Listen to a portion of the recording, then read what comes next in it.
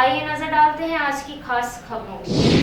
भोपाल कांग्रेस उम्मीदवार अरुण श्रीवास्तव का किया चुनावी आगाज। भोपाल के वर्तमान सांसद प्रज्ञा ठाकुर पर सदा निशान कहा, इस बार भोपाल में कांग्रेस प्रचंड मतों से जीतेगी। अरुण जी ने कहा कि भोपाल से आईटी सेक्टर की बहुत ज़रूरत है और आज गरीब के बच्चे महंगाई के कारण पढ़ नहीं पा रहे, इसके जिम्मेदार केवल भाजपा सरकार है। भाजपा ने 2014 के बाद भोपाल में कोई भी विकास नहीं किया। स्मार्ट सिटी के नाम पर केवल 2 चौड़ी रोड बनाई है। वर्तमान भाजपा सांसद ने भोपाल का कोई भी विकास नहीं किया और न ही जनता की आवाज़ संसद में उठाई।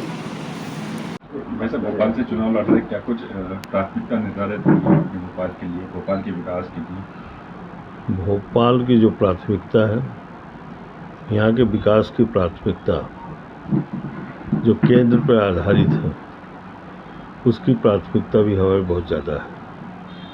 भोपाल के विकास की बात यदि हम करें तो यहाँ पे जो आईटी सेक्टर की बहुत ज़रूरत है। आईटी हब के बारे में बातचीत की गई कई बार, लेकिन वो हुआ नहीं पूरा। आज हमारे बच्चे बच्चियाँ जो हैं इस समय BE M.Tech वगैरह करे हैं, थोड़े बहुत अब्रॉड निकल गए हैं, बाकी सब बेरोज़गार स्थिति में हैं। और हमारा जो सर से गर्दन जब झुक जाती है, जब M.Tech और MSc और बच्चों को BE किए हुए बच्चों को हम जोमेटो और स्विगी कंपनी का खाना पहुंचाते हुए देखते हैं, ये पूरे समाज के ऊपर कलंक है और इस कलंक को हमको दूर करना है। आज गरीब का बच्चा पटवारी नहीं बन सकता, मास्टर नहीं बन सकता। मध्य प्रदेश में एक ऐसा रैकेट, और रैकेट जो है अधिकारियों का नहीं है, ये जो रैकेट जो चला हुआ है मध्य प्रदेश में, ये राजनेताओं का रैकेट है। मंत्री से लेकर सब इन्वॉल्व हैं।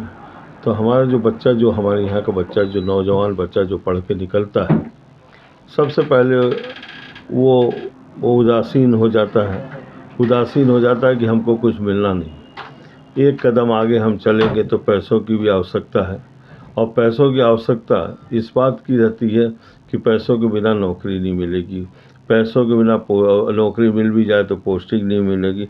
ये सामाजिक जो ढांचा है, इस सामाजिक ढांचा को बदलने, हमारा समाज बहुत अच्छा था, ढांचा बहुत अच्छा था, लेकिन ये भ्रष्टाचार का ढांचा बन चुका है और इसके अंदर इसको हमें बदलने की ज़रूरत है और इसके लिए हम आवाज़ उठाएंगे। दूसरी चीज़ है भोपाल के विकास। 2014 के पहले जो मैनिफेस्टो था भारतीय जनता पार्टी का, स्पष्ट था कि हम 100 स्मार्ट सिटी बनाएंगे हिंदुस्तान में। एक भोपाल में भी स्मार्ट सिटी बनी है।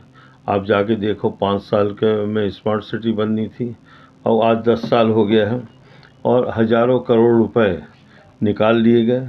पूरा रहती हुई बस्ती पूरा उजड़ बना दिया गया और मात्र स्मार्ट सिटी के नाम पे 2 चौड़ी रोडें बनी हैं। आप देख सकते हैं एक फर्लांग दूर जा करके।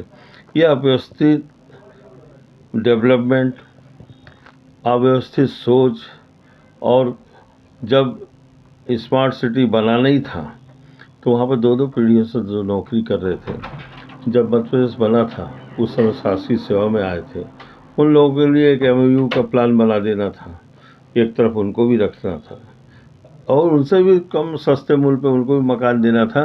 लेकिन ये जो बड़े बड़े जो प्लाट बन रहे हैं, आज 10 साल तक मैं दावा करता हूँ कि कुछ होगा नहीं, और 10 साल बाद कहीं कुछ होता है, कहीं व्यवस्थित होता है, तो उन लोगों को मिलेगा।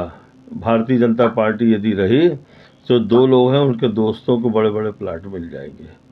तीसरी चीज़ है 2014 एक डेडलाइन है, उसके पहले का भोपाल मध्य प्रदेश, उसके पहले का इंडिया। 2014 के बाद का भोपाल मध्य प्रदेश इंडिया आप देख लो, बड़ी साफ बात है। 2014 के पहले हमने रेलवे स्टेशन नहीं बेचा था, हमने एयरपोर्ट नहीं बेचे थे, हमने जहाज़ नहीं बेचा था, हमने सरकारी ज़मीनें नहीं बेची थी और BHEL को निजीकरण की तरफ हमने करने का कोई कदम नहीं उठाया था। आज ये सब प्रारंभ हो चुका है। BHEL हमारी शान थी, आन बान शान थी। अगर इसके निजीकरण के क्वेश्चन उठता है, किया जाता है, तो भोपाल की संसद में सबसे पहला आवाज़ उठेगी और महारत्न कंपनियों को निजीकरण करने के विरुद्ध और अपने नवरत्न कंपनियों को निजीकरण करने के विरुद्ध वो भोपाल से उठेगी। भोपाल के सांसद के रूप में मैं उठाऊंगा। और भोपाल में सीहोर बैरसिया का क्षेत्र, सीहोर में कोई सिंचाई सुविधा आज तक नहीं हुई। बहुत बड़ा कृषि क्षेत्र, फैक्ट्री एक नहीं आई, 20 साल में कोई फैक्ट्री नहीं आई। एक ज़रूर एक काम ये हुआ है, भोपाल जो सीहोर में एक एशिया के सबसे बड़ा पागल खाना बना है और उससे कोई रोज़गार दूर नहीं होता है। ये जहाँ तक बैरसिया की भी यही स्थिति रही है।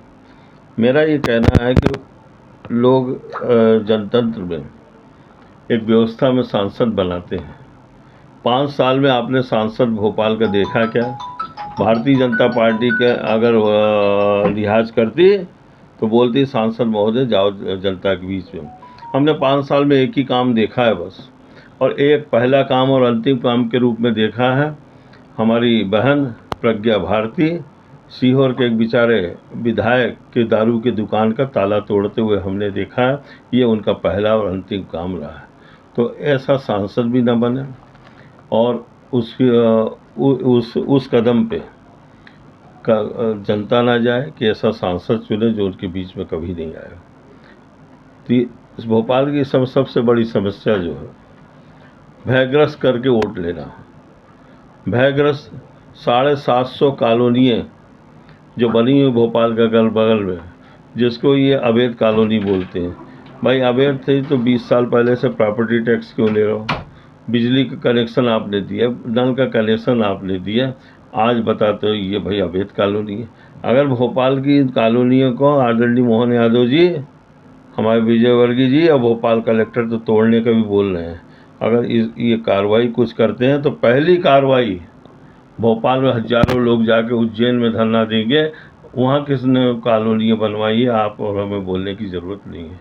इंदौर में किसने कॉलोनियाँ बनवाई, आप और हमको बोलने की ज़रूरत नहीं है। तो ये एक आंदोलन होगा, भोपाल के लिए एक आंदोलन का रूप है ये सांसद का चुनाव। यही हमारे मुद्दे हैं, यही हमारी